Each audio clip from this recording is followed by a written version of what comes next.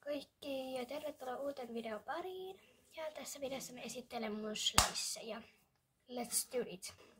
Ja ihan ensimmäisen löytyy tämmönen tupla. Mä en oikeesti tiedä tän nimeä, mutta tupla. Tää on erittäin hieno. Annan arvosanaksi 4,5/5. Sitten on säne. Ja minä annan tälle arvosanaksi ehkä 4/5. Tässä on musti. Tälle mä annan 3/5. Tässä on pompula. Tälle mä annan 2/5. Sitten löytyy säde.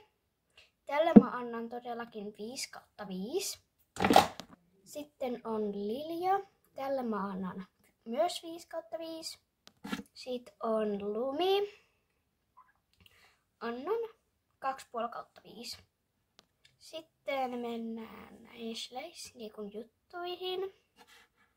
Ja nyt tässä on traileri. Annan tälle, mä annan tälle 8/10. Sitten on ukkeli. Annan 6/10.